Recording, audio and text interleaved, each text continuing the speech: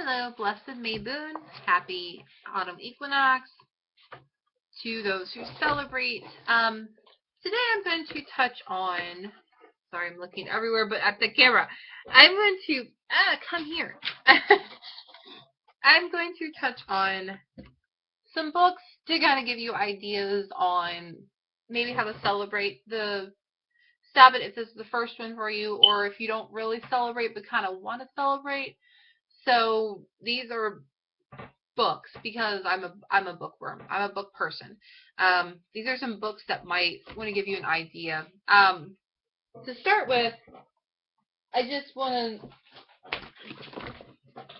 Okay, sorry. Here we go. Okay, so to start with, you can always seek out books specifically on the Sabbath. There are plenty. Luenol has their own series of books. I have 4 of them. I don't have the one for this holiday, of course, naturally. I am in particular in collecting these because I like them.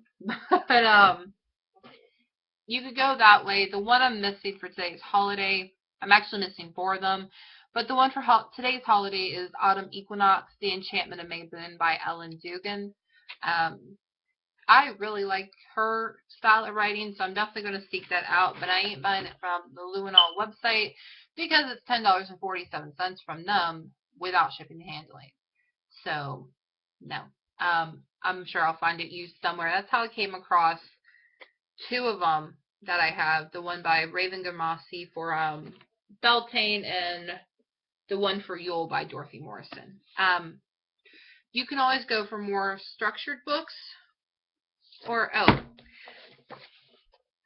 You can always look for other books too. Like, I found a lot for Soane. I'm not too sure if there are more books written. I'm sure there are, but I haven't found any more books written about each of the Sabbaths.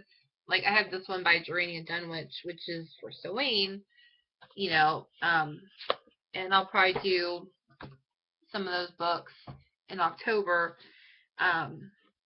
But definitely, I like to personally go into a bookstore and have a look around. You can also always use Google. Google is your best friend, I promise you. For more structured books, you can always go with The Sabbaths, which is my favorite, and it's by Eden McCoy. And the reason I like this is because it gives you so much information, much more, I feel, than Big Blue by Raymond Buckland. That's the one I always see in everyone's top, books for beginners list. But I don't know.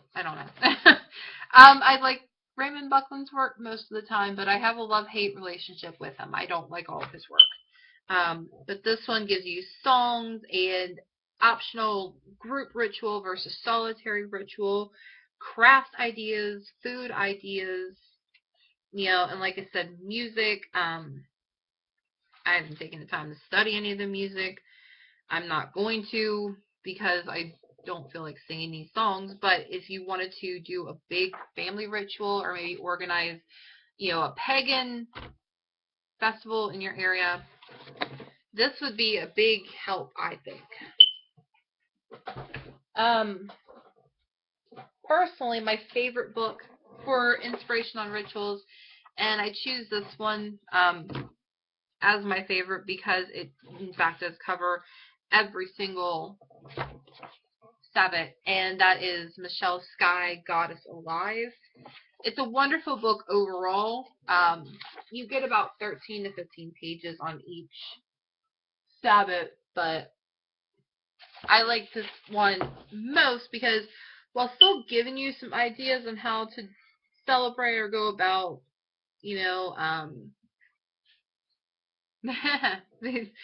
celebrate and just, it gives you ideas for apple picking and that, but it gives you also a guided meditation. It gives you just information on a particular goddess associated with the Sabbath. It talks about what the Sabbath is supposed to teach us. It's a lot of food for thought versus, follow A, B, C, D, E, F, G. So that's why I like it. Lastly, you can also always use almanacs. If you buy almanacs each year, a lot of people save these. I save mine. I have mine going back quite a few years. Like I said, this one from 2006, 2011. There's tons more, and I'm finding a lot of publishers put them out. But with the almanacs, the only thing I will warn you about, you will probably want to buy these in person if you're buying them new or used. The reason I say that is because this is a whole like modge podge of information. It's short pieces written by many authors in addition to a section with the dates for the year and telling you, the moon correspondence, color of the day, incense of the day, what Sabbath or holiday it is. It's just a modge podge of articles. There's so much in here, and you're not guaranteed to get the information I feel about each Sabbath. Like, a lot of times they try to include an article that might give you some information, but you don't always get that. And like this one in particular divides it into elements, so each of the articles are put into a different element. That's the 2011 one. So you would have to know, like, Mabon is, good Lord. You would have to know that Mabon, like, okay, you might say, like, Mabon is a fire, like, you have to say, like, it's a fire thing, and then look there, but oh no, wait a minute, maybe they're saying that it's an air thing. So they divide the year into elements. So if you can't remember off the top of your head, like I can't right now, what exactly fall corresponds to with the elements, you may not find it. And then again, it may not be there anyway, because maybe no author felt, let's write an article about Mabon.